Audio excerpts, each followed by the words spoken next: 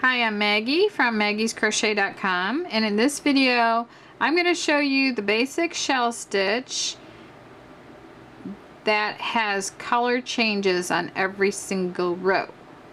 And I'm going to do it in a way that you don't have to finish off and have ends on every single row. So I start with a slip knot, and to make my slip knots I make a ring, and then I take that top strand and I put it across the center of the ring in the back, and then I pull that back strand out of the middle.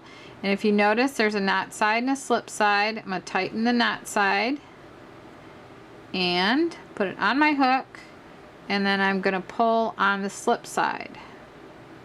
So my loop should be like this on my hook. This pattern is a multiple of 6 plus 2. If you want to make a rug, I recommend using multiple strands of yarn or a super thick yarn. You just crochet it as long as you want that chain to be, as long as it's a multiple of 6 plus 12. Or if you want to do an afghan, the average afghan is 45 inches wide by 65 inches long. So you just crochet that chain. And even if you want to chain a couple extras, there's another video that shows you how to cut the ends off the chain if you have too many. So you can make placemats with this. You can make, you know, the sky's the limit on what you want to make with it. So for right now, just to show you the stitch, I am just going to chain 3, like 20. So that'll be 18 plus my 2. So here's 3, 4, 5, 6, 7, 8, 9, 10, 11, 12, 13, 14, 15, 16, 17, 18, 19, 20. When I do, this is called a foundation chain. When I do this chain, I'm doing it loose because I don't want to battle my chains. The first row is hard enough without having to fight tight loops trying to get into them. So I'm going to single crochet in the second chain from hook, and I usually go, the easiest loop for me to go in is that top loop like this. So some people go in both loops like that, and I kind of like to go now into, instead of using either of these two, I go into the back bar behind it. See that little bar right there? That's where I go into that one loop. So I go in there, make a single crochet, then I skip 2 chains, which is this one and that one, and then I'm going to do a shell of 5 double crochets into the next one. So I'm going in that back loop right there.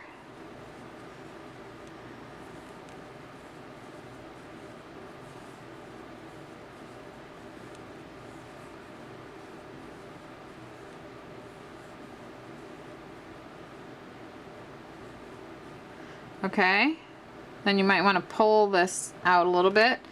Then I'm going to skip the next 2 chains, which is this one and this one, and then see right there, you can see the 2 ovals, and then I'm going to go into this one here. So I'm just going to roll it forward a little bit and go, just catch that back bar of that chain right there and work a single crochet. Then I'm going to yarn over, skip the next 2 chains, roll that forward, and do my 5 double crochets into the next chain.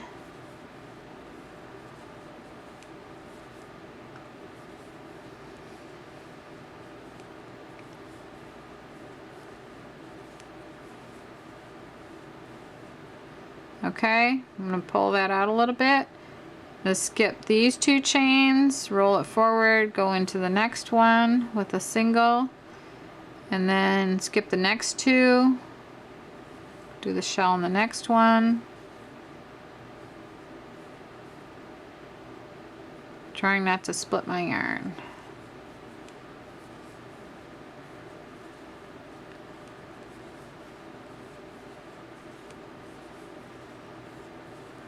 Okay, Now see, because I worked in the back bar, I have a nice little finish edge on the bottom.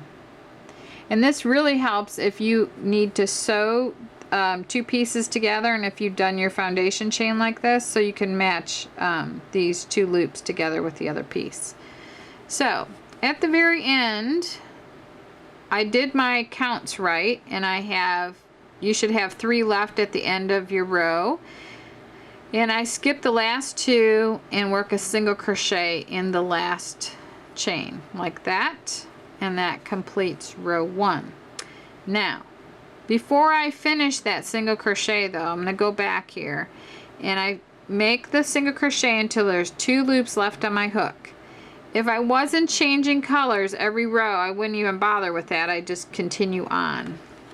But since I'm trying to match this right here, I make another slip knot with the contrasting color. I put that on my hook and I complete the last single crochet with the new color. So I go like this, right? And I'm going to leave this color attached, but I'm just going to let it hang there. Now with the new color, I'm going to continue on with the pattern. So I chain 3, turn, and I'm going to go in both loops of the first single crochet and do 2 more double crochets, because this chain 3 turn counts as a double crochet. Right, like that. And then I'm going to single crochet in the center double crochet of the 5 double crochet group. So that would be this one right here, and there's 2 loops at the top right there, and I'm going under those 2 loops. I'm yarn over, pull that through to complete a single. Then I am going to work a shell in the next single, always working in the 2 loops at the top of each stitch. So basically you're working a shell and a single and a single and a shell. So here's the 5 double crochet shell. I'm going to single. I'm going to go in both strands here, and then I'm going to work a shell and the single. It's looking beautiful.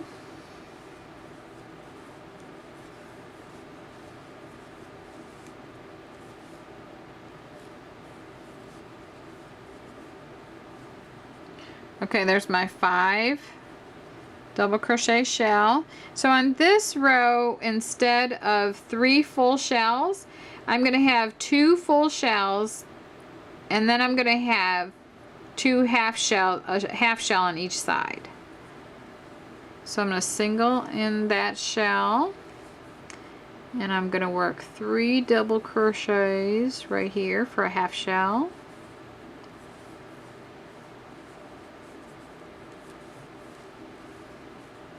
Okay, like that. Now I am going to make a chain like this, and then I need my stitch marker, which I found. Hallelujah. Okay, here's my stitch marker. We have these at maggiescrochet.com. They're wonderful. Okay, so I'm just going to put that on a stitch marker. Remember this color here. I'm going to go back to that dropped color. Okay, and I'm going to put my hook in the top of the turning chain right here, from front to back like this. I'm going to yarn over with that dropped color. I'm going to bring that through, and I'm going to chain 1. Then I'm going to work a single crochet in that first double crochet, and then I'm going to go across in the shell pattern like this.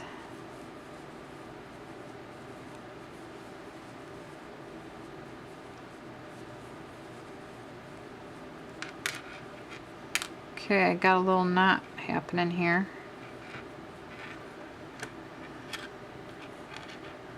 Okay, now And then I just continue in the shell pattern.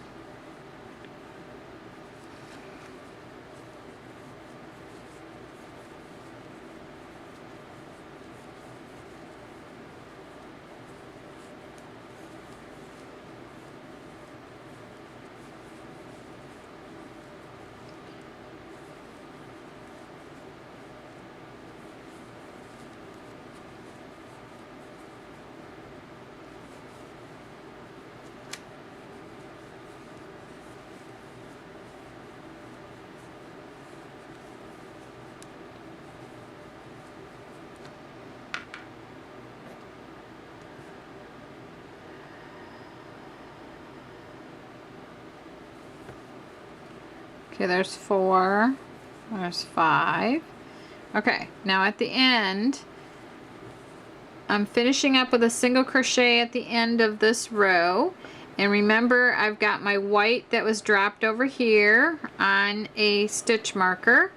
So my next stitch that I need to do is a single crochet in the last double crochet, which is right here. So I go like this, and I don't complete that double crochet because I'm going to drop the blue. Then I'm going to take this off the stitch marker. I can pull this chain out, but you don't really need to. And I'm going to put that, I'm going to yarn over with that yarn now and finish the last single crochet with the new color. And I'm going to leave this dropped here, and then I'm going to chain 3 and turn with the new color. So now I'm going to work a half shell here with that new color, like here, the 3, and then a single right here, and then a shell right here,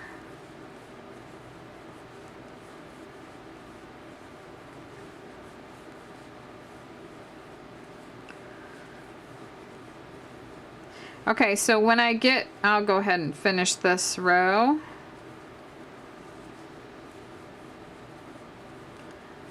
See, this makes it nice. You won't have to, you can change colors every single row.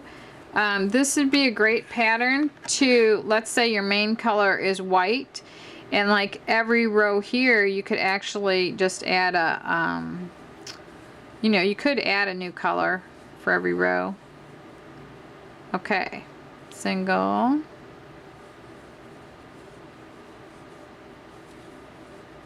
So on this row, I'm going to have a half shell at the end, like this.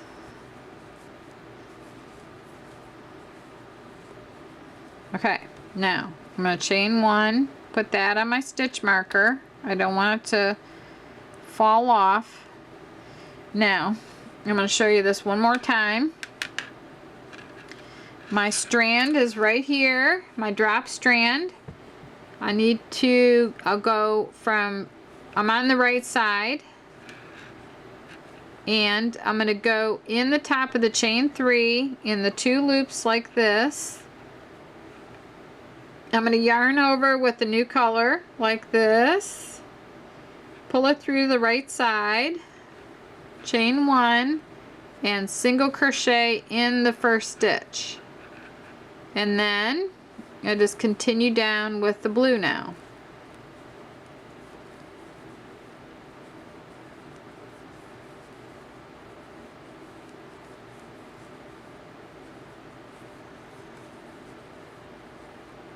So that's how you do changing colors every single row.